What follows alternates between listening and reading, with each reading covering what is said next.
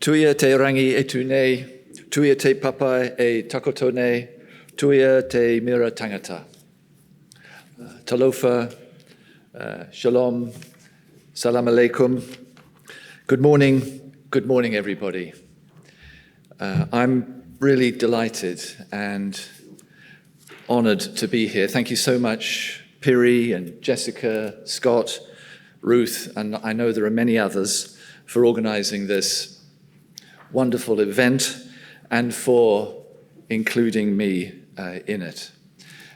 As some of you may know, I took up the post of Chief Commissioner recently, just earlier this year, and I feel proud and honored to be appointed.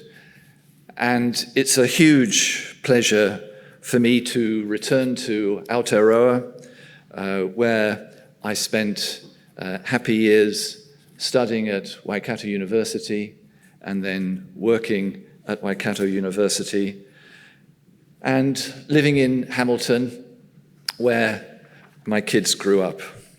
So it's good to be back. Friends, we have to refresh human rights for our times. And we have to refresh human rights for our place. So how do we refresh human rights for our times and for our place in Aotearoa? First, we have to call for all human rights.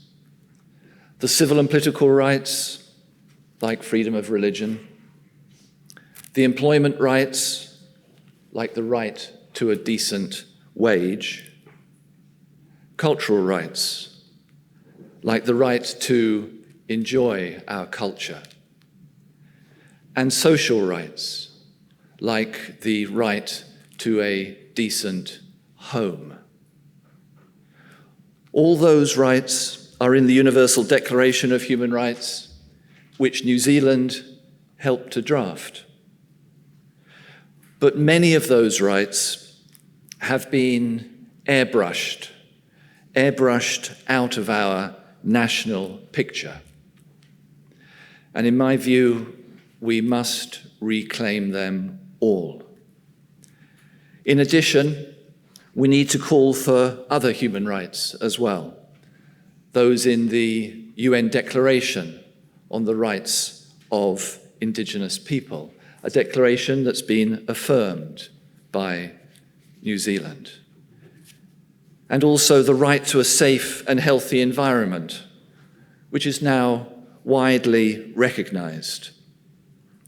In New Zealand, some of these rights that I've mentioned, they are guaranteed in our laws, such as the New Zealand Bill of Rights Act, and that act is a colossal achievement. It's hugely important. But some of the rights that I've referred to, frankly, are just about invisible in New Zealand. And amongst those invisible, neglected rights are social rights, such as the right to a decent home. These are neglected rights for neglected people.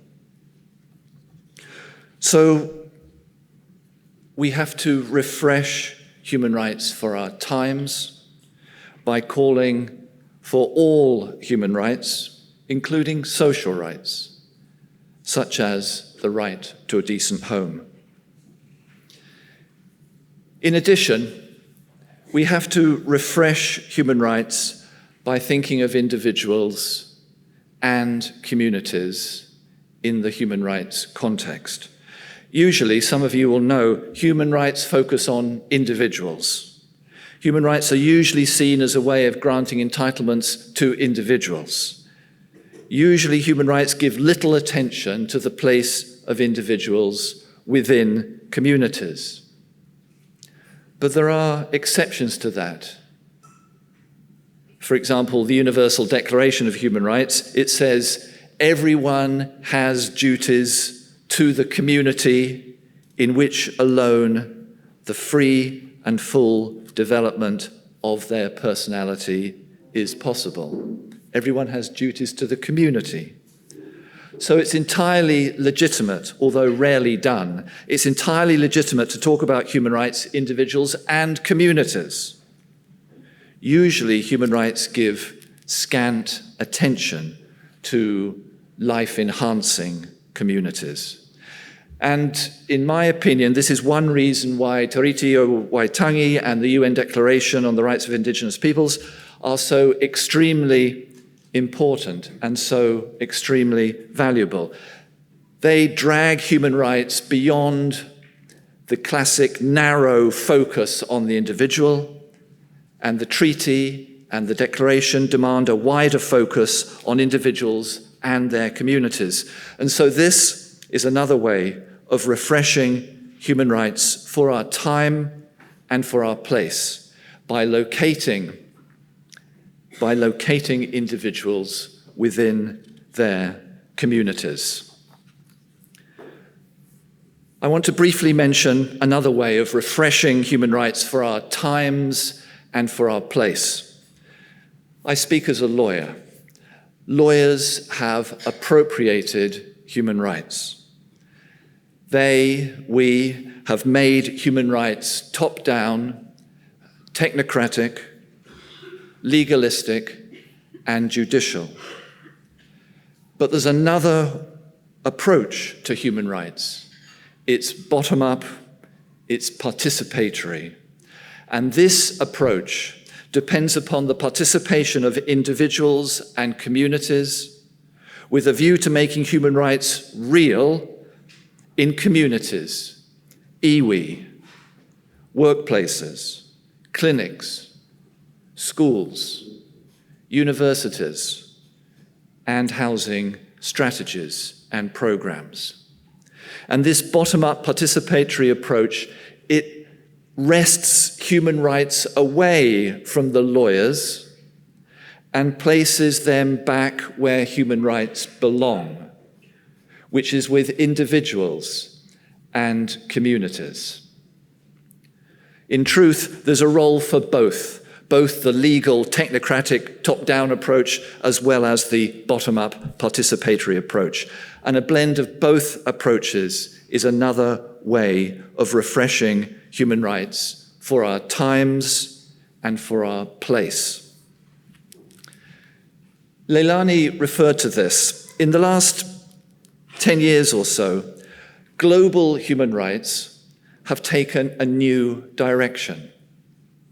For years, human rights, international human rights, focused on declaring human rights. That is, drafting human rights treaties, conventions, declarations, and all that.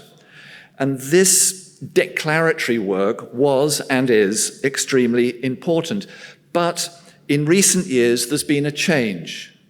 There's been a change of focus from declaring human rights to their real life, practical, messy implementation in communities, in hospitals, in care homes, in workplaces, and in the housing sector.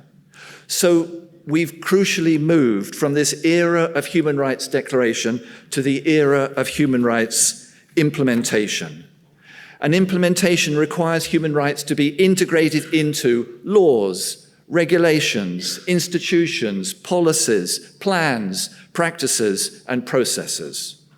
And implementation does not depend upon lawyers. It doesn't depend upon lawyers going to court. It depends upon policymakers and researchers and practitioners taking human rights seriously, and thereby avoiding ever to have to go to court. In my opinion, friends, it's unrealistic to expect Minister Twyford or anyone else in national government or local government to adopt the right to a decent home unless we first make it reasonably clear what this human right means. We knew there was a right to a decent home over a quarter of a century ago. There it was in the Universal Declaration of Human Rights and elsewhere.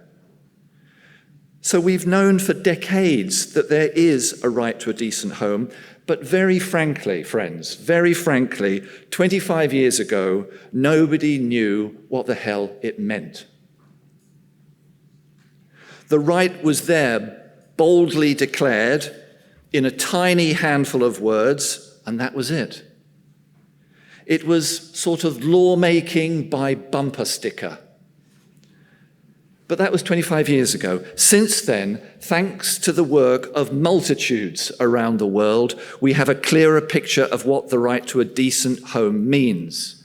And some of this clarity is provided by more recent international human rights instruments that New Zealand has signed up to. These instruments help to point the way, but even they are not detailed.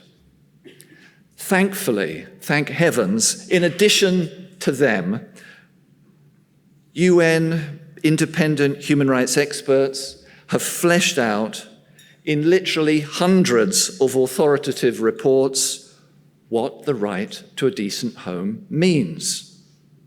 Leilani, who we listened to just now, she's one of those eminent experts, and there are others. Also, over the last 25 years, across the world, civil society organizations have written countless briefings and reports on the right to a decent home. Civil society groups have literally demonstrated in the streets for the right to a decent home.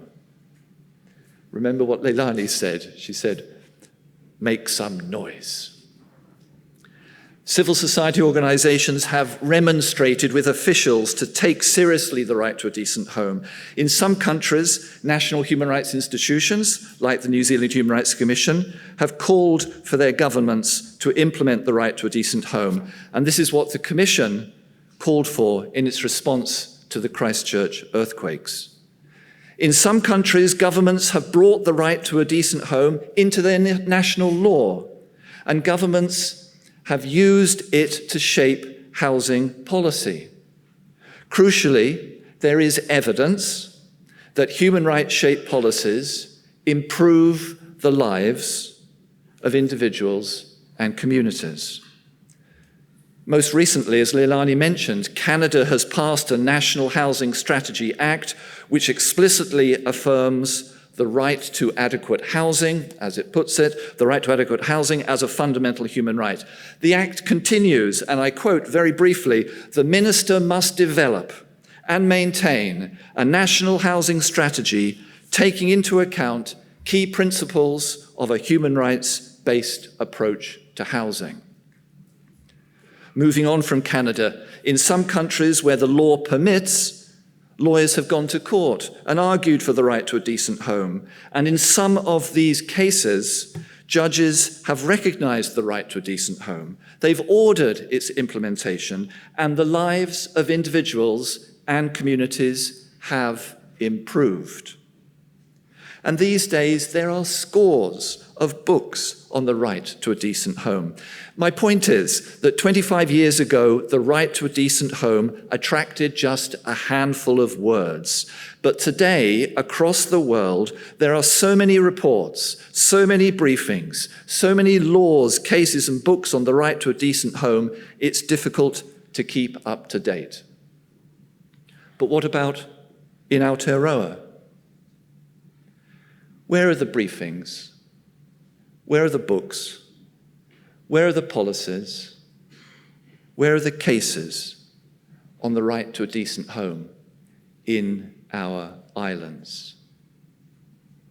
How many parliamentary debates mention the right to a decent home? How many parliamentary questions mention the right to a decent home? Where are the peaceful demonstrations calling for the right to a decent home? All credit to those who are already calling for the right to a decent home in Aotearoa. There are many of them in this room, and they deserve our enormous respect. But friends, they are honourable exceptions to the rule. In relation to the right to a decent home, New Zealand must join the 20th century. That's not a misstatement. I mean the 20th century. We must join the 20th century, which is when the right to a decent home first emerged. We must start explicitly and consistently naming and talking about the right to a decent home. If individuals, communities, iwi, civil society, academics do not consistently call for the right to a decent home, we can't expect Minister Twyford to take this human right seriously. If rights holders do not take the right to a decent home seriously, how can we expect duty bearers, that is government, to take the right seriously? Human rights embody a set of values such as fairness, decency, dignity, well-being, and equality of all individuals and communities. Human rights are relational. They are also intergenerational. After all, there's an entire treaty devoted to the Convention on the Rights of Children. I'll leave others to reflect on the degree to which these human rights values and concepts resonate with Te Ao Māori. Informed by human rights values and concepts, human rights then go beyond those values and concepts. They take a further step. They indicate what needs to be done. For example, the right to a decent home requires a comprehensive, effective housing strategy that gives priority to those in most need. The strategy is required to engage all levels of government. As Leilani herself wrote in one of her most recent reports, and I quote, strategies should address the legacy of decolonization and the systemic housing inequality and dispossession experienced by Indigenous peoples. The right to a decent home requires that there must be meaningful participation in the design, the implementation, and accountability of the strategy. The right to a decent home is much more than having an affordable house over your head. It's about having a home where you can live in safety, in peace, and in dignity. The right is about ensuring access for all. For example, modifications may be needed to meet a disabled person's specific needs. The right to a decent home entails security of tenure. It entails the availability of public services and facilities. I could go on, but this is a short summary of what the right to a decent home means in practice. Of course, the right to a decent home does not provide magic solutions to the really complex problems that we're struggling with these days. Human rights does not provide magic solutions because there are no magic solutions. But the right to a decent home is now more than that one-line bumper sticker. It's longer than a Donald Trump tweet. It has depth. It has detail. It can help chart the way forward. It can help to ensure key elements such as active and informed participation, key elements are not overlooked. And we know from history that key elements are often overlooked. The right to a decent home can dignify and empower individuals and communities. And let me just give you one short example. It's actually from Scotland. The Scottish Human Rights Commission and the Edinburgh Tenants Federation have been helping residents use the right to a decent home as a way of challenging deplorable housing conditions. So they focused on one particular housing estate on the outskirts of Edinburgh. For years, residents complained to the local council about vermin infestation, about mold, about dampness that was causing ill health. But little or nothing happened. With the help of the Scottish Human Rights Commission, the residents had a change of strategy. They began to frame their complaints as failures of human rights. They took it into their own hands. They devised their own indicators. They identified a baseline. They met with the council. They developed an action plan for the council, and they measured progress or lack of it over time. Council officers were provided with human rights training. They hadn't a clue what was going on. They were provided with human rights training. And there were notable improvements to the housing, to the accommodation. There were improvements, new kitchens, new bathrooms, new heating, new windows. But in a way, even more important than that, the residents reported increased skills and confidence. One of the tenants, a wonderful, wonderful woman, said this.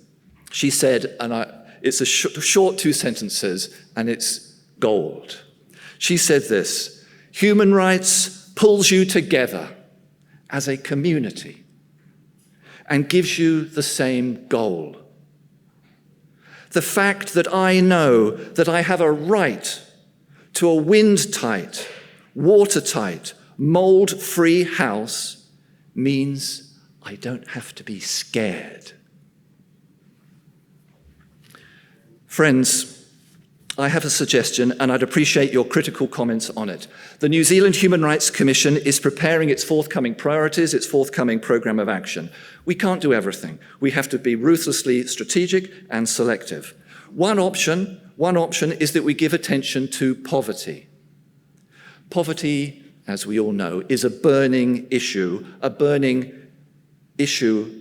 human rights issue in Aotearoa. And it implicates a wide range of human rights, including the right to a decent home. So in its forthcoming work, frankly, should the Human Rights Commission give attention to poverty? And if we give attention to poverty, should we include the right to a decent home? And if we include the right to a decent home, what work should we aim to do in relation to the right to a decent home?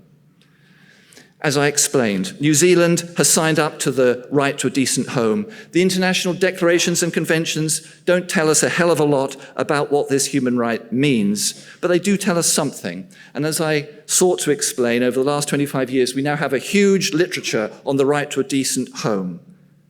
From all this material, the general contours and content of the right to a decent home are crystallizing. When I say the general contours and content, I mean they're not specific to the unique context of Aotearoa. And here is my suggestion for very genuinely your critical comment. Should the New Zealand Human Rights Commission, through a working group which of course is respectful of Te Reti o Waitangi, should the working group identify what the right to a decent home means in the specific, unique context of Aotearoa? The working group would be inspired by the human rights values and concepts I've already signalled, and also the values and concepts Moana Jackson talked about yesterday in relation to home. Remember, he talked about mountains, dreams, the earth, and aroha. And the working group would draw from the values identified by the independent group on constitutional transformation, such as tikanga, community, and belonging, all of which mentioned by Moana yesterday.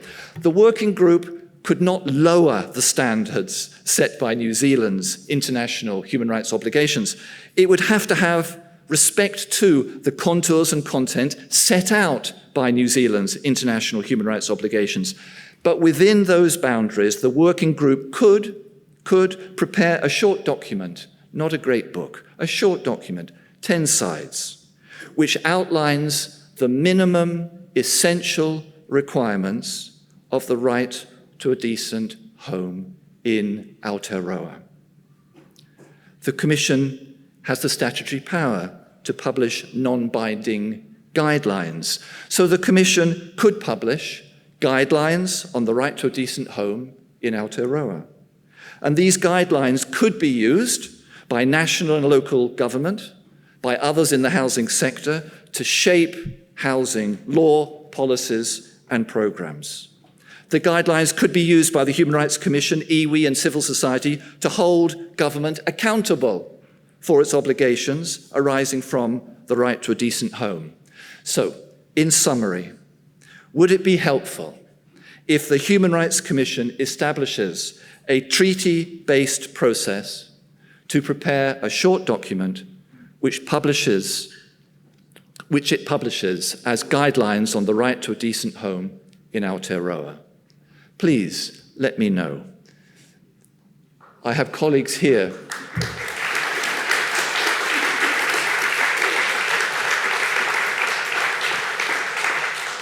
Please contact me. I have colleagues here. We can be contacted over the break and by email in due course. I now have to close. At the beginning of my remarks, I asked, how do we refresh human rights for our time and for our place? And here is one possible answer to that question.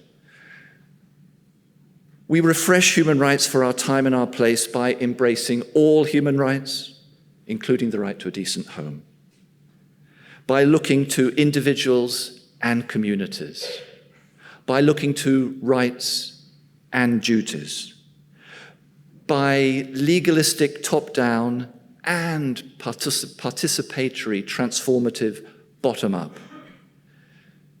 We refresh human rights not just by more declaring, although that's important, but by practical, messy implementation. And we could make a start in the Commission by preparing guidelines on a right to a decent home in Aotearoa.